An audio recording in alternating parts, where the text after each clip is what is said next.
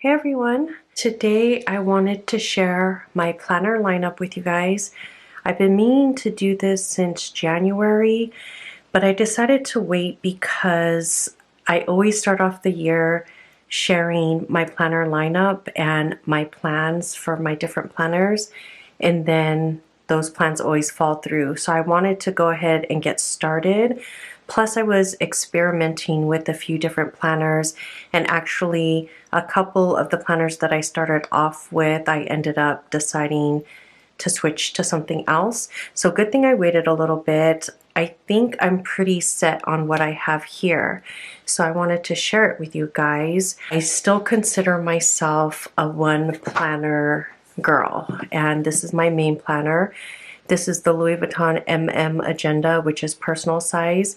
If you follow me over on Instagram, then you might have seen that for, I don't know, maybe a month or so, I was in the Giglio Slim, which is personal size as well, just a little bit more slim than this. And I really, really loved that size. It was such a great portable size. It really forced me to stay minimal. However, the rings were just a tiny bit too small. Like, I was able to fit everything I needed, but when I turned the pages, they were kind of sticking. So, I mean, my ideal planner would be a ring size somewhere between this size, which I think is 25 millimeter, and the Giglio Slim, which I think is 14 millimeter. So somewhere in between there would be my ideal size, but until I can find that, for now I just moved back in here.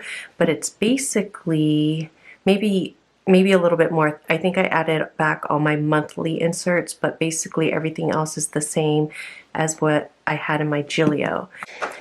And the setup is super simple. I have nothing in these slots here. I plan to get some new business cards made, and once I get those made, I'm going to put them here. And for now, I just have this little planner card. I forget where I got this from. I think it was like a freebie. I'll try to remember, and if I do, I'll link it in the description below. But on the back of this, I actually have important phone numbers. And then my dashboard, I have this same dashboard from the Planning NP, I think it is. And I just clipped it with my Ollie clip to this planner card, which is our planner card in the shop that is going out with all March orders. So it's just a freebie. It has our information on the back, just like thank you and all our socials. So I keep it clipped together. I keep all these three things clipped together like this. So then on the back, I showed this I think in my last video, I have the sticker here, which is my word of the year, which is simplify. And then I've showed this before. This is my goals dashboard. I have 3 mini Polaroids in here. I use some of our hand lettered stickers to just say what they are: wellness goals, family goals, and work goals. And on the back I have a few more images just in those same categories, just for inspiration. And then I have my dividers. So my first set of side tabs are, as always, yearly, monthly, weekly, daily. And I'll quickly flip through this because I've shown a flip through. It's pretty much the same setup. I'll link one of the setups above if you want to check out a more kind of detailed flip through. But I just have an important dates freebie from our shop, our year overview, which I use to track my menstrual cycle. I have our yearly goals bundle in here, as always. So just my monthly, weekly, and daily planning routines and recurring tasks. I have something new here which I haven't filled out yet, but I have this thing called lists of 12, and I actually had that when I was trying out the Hobonichi weeks. I put it in the back pages and I have to transfer it here, but I'll save that for a future video, what I do with those lists. I think it's kind of cool, but I have just some pages for that. And then my next section is my monthly section. So here I just have 2 months of monthly inserts in here. So I have the current month, which is March, and then I have the next month, which is April, because probably sometime this upcoming week I'm going to plan out my April. So I have that in there. Then I have this important dates inserts for anything coming up in future months because I only have till April here. So I have this to just jot down future dates. My next section is weekly. Here I have my weekly insert. I've explained many times how I use this insert, still using it, love it.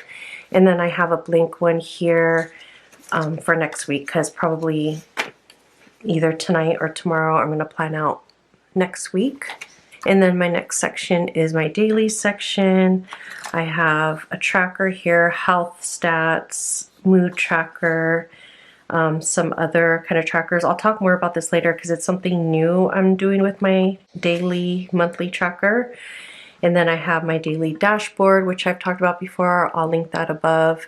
I have task card here. I'll link a video above explaining how I use my task cards. Here I have my daily spread, and today, actually the past few days, has been Go Wild. I actually have a ticket for Go Wild, but I ended up not being able to go, so I did it virtually. So that's why most of my day is blank, because I was like attending that virtual conference. Yeah, so then I just have some blank daily pages in here. This pink tab, I'm not going to flip to it because it's just my customer service tab. So anything that you guys like have questions about or I have to get back to you, I mark it on this sticky note and I have a little tab sticking out so I can easily reference it. And then my back tabs here are wellness, family, and then I haven't labeled these two yet because I had to make custom labels for myself because this is going to be biz and content. So in wellness, these sections basically are just project planning. I took out all my trackers, I moved it to my iPad, and I just do current projects. It's just a bunch of graph note paper or grid note paper to just map out the different projects I have each month. So like for wellness, I'm trying to put together a list of healthy dinners and health appointments for me and my family. So I had to make all these appointments for all of us. And then in the family section, I just have a school registration. We had to take care of some school stuff for my daughters. And then I have a spot for planning out St. Patrick's Day. I don't do a lot, but I like to list out to make sure I got enough little fun stuff for them. And then in the business section, we're kind of late in preparing taxes. I had to get all the stuff to our CPA, so I had a list. And then for content here, I'm just kind of like jotting down ideas for videos or blog posts or reels, Instagram, whatever. And then in the back, I have this little pocket page from Catspresso. It has 3 pockets, so I have 3 task cards here. And then it has a larger pocket in the back, which I'm using for sticky notes. And then with this pocket page, which I think is from Cloth and Paper, I have some of those tab stickies, which we used to sell in the shop and were sold out, but I'm planning to bring back a new version, an updated version, but I find them so handy. And then I have this little adhesive pocket that I got from like my Hobonichi Weeks, I think. And I just keep a washi card in there and then some of our minis. These are new to our shop. It came out with this past sub and will come to the main shop next week. So it's perfect for just keeping a little stash of stickers in your planner. So I have that there.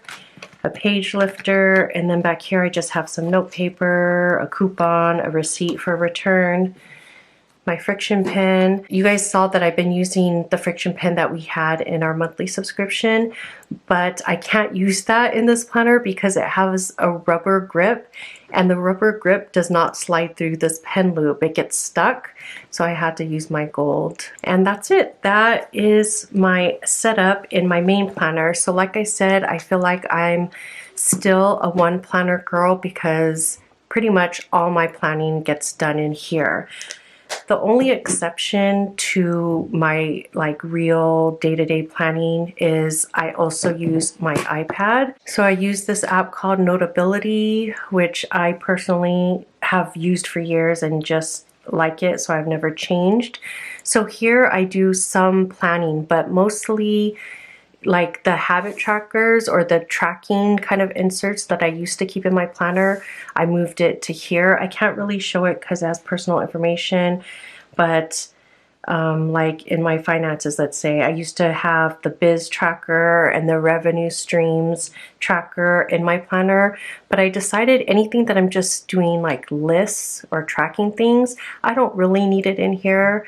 So I moved it to my iPad, as well as any notes. Like I have a brain dump here, just jotting down things and then like later moving it to my planner or whatever. So I do notes in here, brainstorming, I do pre-planning. I map it out here first and then move it to here. And it's quick and easy. And just some other miscellaneous things like meal planning stuff, memories, like I'm doing some memory books, which I'll show you guys actually in a minute, logging some stuff there. We're getting ready to move in the next few months, and so I'm trying to get together some house ideas. So yeah, that's the only exception to my main planner. So my main planner is my everything, plans all my monthly, weekly, daily stuff. Here is mainly pre-planning, brainstorming, notes, and tracking, I would say.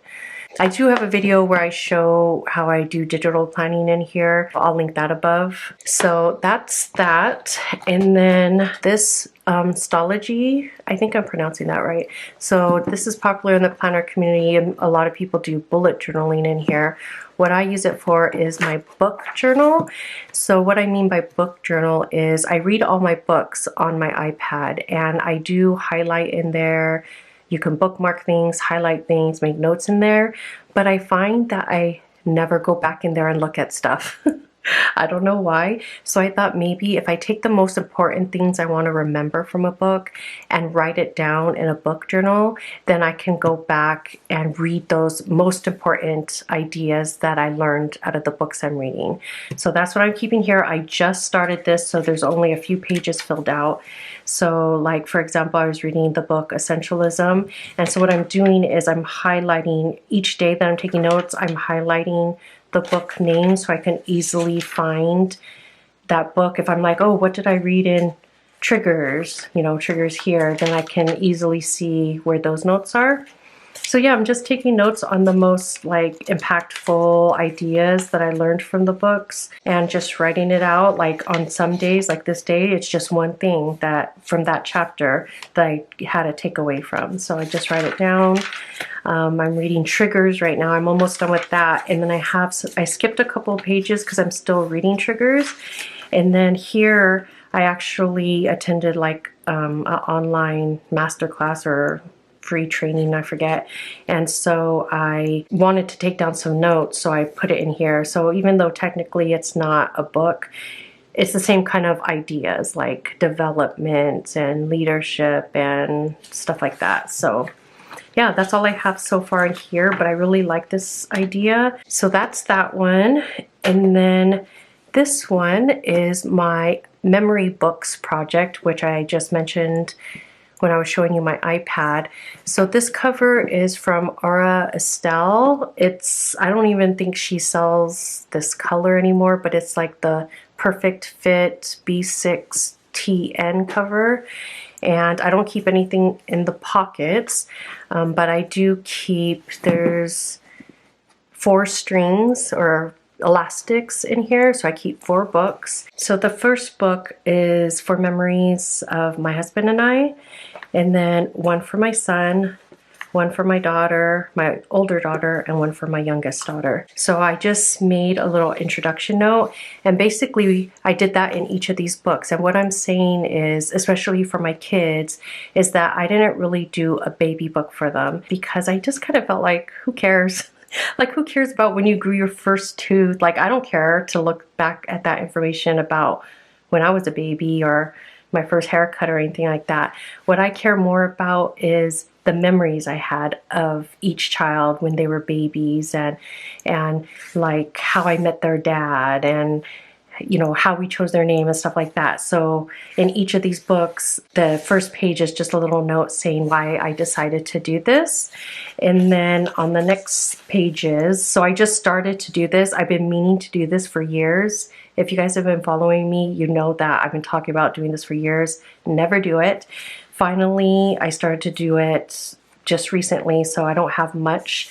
But so here's, for example, for my daughter, I put her one of her very first baby pictures, and I wrote about how tiny she was, because when she was born, she was only 3 pounds, 15 ounces. So I wrote a little thing about that. For my youngest daughter, again, I have that little note explaining what this book is about. And then I have this cutout from a magazine because I wanted to name her Chloe, and my husband was dead set against that name. He did not like that name at all, and it was this ongoing debate and kind of fight with us for months and months before she was born. When I was in labor, he finally, I don't know why, said that he wants to name our daughter Chloe, so we named her Chloe. But I thought it was a fun story to share with her how we came to get this name. And the reason why I cut out this magazine ad is because when I was really fighting for the name Chloe, I would leave these magazine ads around the house for him to find. So I thought it was just a cute memory of how we got her name. So my vision was to fill up this book with memories, and sometimes they'll go out of order. Sometimes it'll be present day, sometimes it'll be back when they were like a few years ago, or a baby or a toddler. I told them in the beginning that it's not going to be in order necessarily, but then I thought after I fill it up and I'm current, that I would give this book to them as a keepsake. So I don't know, I thought it was cute, and this cover is perfect for it. It fits these B6 notebooks perfectly. And then last but not least, sorry for the glare, but this is actually the Hobonichi Cousin 2022, and I actually changed how I was going to use this, I think 4 times, but I think I'm set on how I'm going to use this now. At first it was going to be a pre-planner for my videos, then it was going to be a memory planner, and then it was going to be a wellness planner, and now it's back to being a memory planner. So let me show you guys. And I showed you guys in a recent reel, which you guys liked, that if you change your mind on how you're going to use a planner, you can do planner surgery, as I'll show you here. So for example, let's see here, you probably can't even tell, I couldn't even tell at first, but I had written some information on this page, and then I just got I have a 2021 Hobonichi Cousin that I never used. I cut out a piece of that and I glued it right over this so it looks brand new. This whole section right here is a glued piece of paper from the old planner, and I glued it here so it'll be fresh and new. And I did that throughout this planner. So anyways, here is January. Basically what I'm doing is on the monthly spread, I'm just doing highlights of the month. So just special things that stick out. I did my goals for the year here, my word of the year here. And then like here's February, and then I just started March. And I'll fill it out just with highlights as the month goes on. So that's for the monthly spread. And then for the weekly spread, actually let me start, I'll show you from January. Here I just did a little collage. I did my goals for the year. Here I'm just using a Canon, those small Canon Ivy printers, and I'm just printing out pictures. This one, I was reminiscing how it's been 2 years of COVID, and I never really journaled about it. I saved all these pictures, but I never journaled about it. So here, I finally printed it out, and I'm just reminiscing and documenting how COVID was for us when it first started. So I did a couple of pages of that. Here, so crazy, 2 years. Here's the girls' distance learning, our first time back to Target. Here's starting in February, my daughter turned 9. And then here's the current week. So as you can see, I'm not using this traditionally, you know, 1 column for each day. I'm trying to be a little bit more free. Shout out to Plan to Create, Julie, who inspired me to not have to be bound by these lines, and you could just be all over the place. So that's what I'm trying to do, try to be more free. Another kind of pro tip that I learned for myself is I like to journal at the end of the week rather than day by day. So if I wait until the end of the week, I know how much I need to write for each day, and then I can overlap if I need to without being worried about taking space from another day, if that makes sense. So that's the weekly spread. And then I'll show you kind of this where you can't really see, but what I've been doing is each morning I do 1 page of journaling. So this is more like, this stuff over here is more like memory keeping, but here is where I kind of journal my mood, my thoughts, kind of vent, unload for the day before I start my day. You know, if there's stuff I need to let go for the day so I can start the day right, or something on my mind that I want to unload, then I do that here. So that's how I'm using this planner. It's really memory keeping. So like I said, just like in the monthly is highlights, in the weekly is certain memories that I want to document, and then journaling in the daily pages. So yeah, those are all my planners. That's my planner lineup. These are more like memories. This is my book journal, and then these two are my main planners where I'm planning out my life basically. So yeah, I'm pretty confident that I'm going to stick with this lineup through the rest of the year. I'm really happy with how I'm using all these planners. I feel like this really fits my planning style. Thank you so much for watching, and I'll talk to you next time. Bye.